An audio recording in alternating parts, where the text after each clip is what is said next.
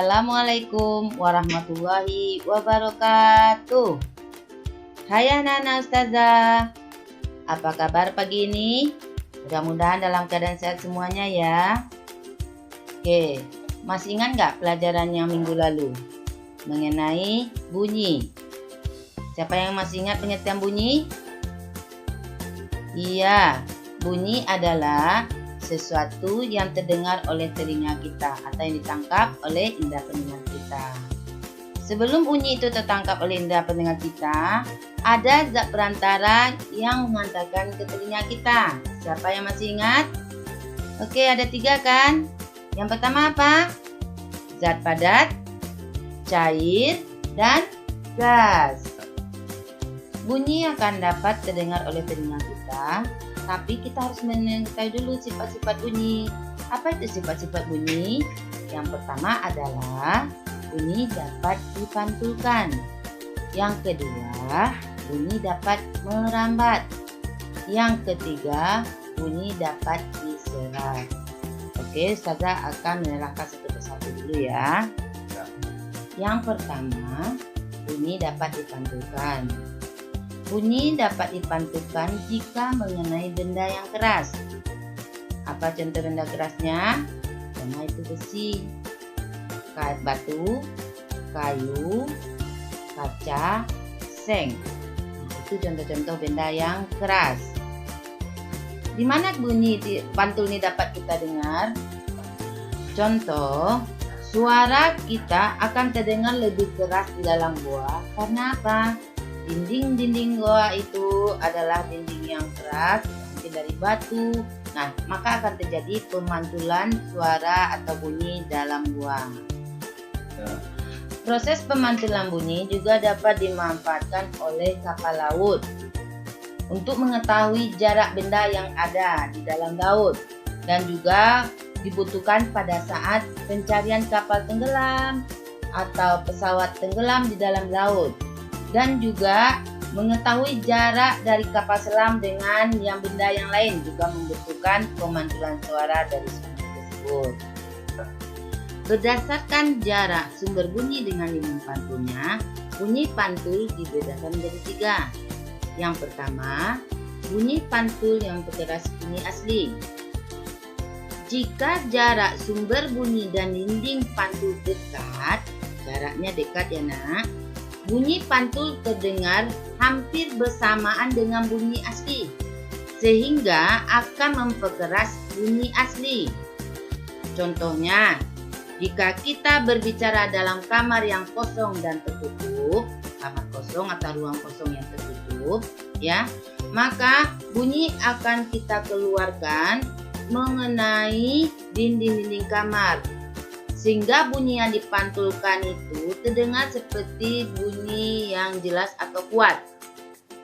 Yang kedua, gaung atau kedam. Bunyi pantul yang sebagian terdengar bersamaan dengan bunyi asli, sehingga bunyi terdengar tidak jelas. Ingat ya, bunyi pantul yang sebagian terdengar bersamaan dengan bunyi asli, bunyi tidak akan terdengar jelas. Gaung terjadi jika jarak sumber bunyi dengan dinding pantul agak jauh. Ingat, bunyi sumber bunyi agak jauh dari dinding pantul, maka suara tidak jelas. Itu yang gaung atau kedam. Yang ketiga, gema. Apa itu gema? Bunyi keseluruhan bunyi pantul yang terdengar setelah bunyi asli. Ulangi. Bunyi keseluruhan bunyi pantul yang terdengar setelah bunyi asli. Gema terjadi jika jarak antara sumber bunyi dan dinding pemantul sangat jauh. Ingat, sumber bunyi dan dinding pantul sangat jauh, maka akan terdengar gema. Oke, sifat bunyi yang kedua yaitu bunyi dapat merambat. Nah, anak-anak ustazah sudah tahu perambatan bunyi itu ada 3 kan? Yang pertama apa? Merambat melalui benda padat. Yang kedua, merambat melalui benda cair. Yang ketiga, merambat melalui benda gas. Contoh-contohnya udah tahu juga. Nah, Saya contohkan yang itu di sini ya. Kita dapat mendengar bunyi dua batu yang dibenturkan dalam air. Itu contoh benda yang merambat melalui benda cair. Kalau di benda padat apa? Bisa juga contohnya kita mendengarkan apakah kereta api itu masih jauh datangnya atau masih dekat. Dengan cara apa? Kita mendengarkan di telinga kita di rel kereta api. Kita dengarkan. Kalau suaranya masih jauh berarti kereta apinya masih jauh. Tapi kalau kereta apinya bunyinya sudah agak keras berarti kereta apinya sudah dekat untuk lewat di depan kita. Kalau benda kas apa contohnya? Oke, yang lainnya contohnya adalah kilat. Kita bisa mendengar kilat karena mendengarkan bunyi kilat itu dengan perantara udara. Yang ketiga, bunyi dapat diserap. Bunyi dapat diserap oleh benda-benda yang lunak. Apa contoh-contoh benda yang lunak yang dapat menyerap suara? Yang pertama, itu contohnya kapas, kain, busa, wol, karet, karpet, gabus, styrofoam. Itu adalah beberapa contoh benda yang dapat menyerap bunyi. Di mana kita temui benda-benda yang dapat menyerap bunyi ini? Contohnya di dalam ruangan bioskop.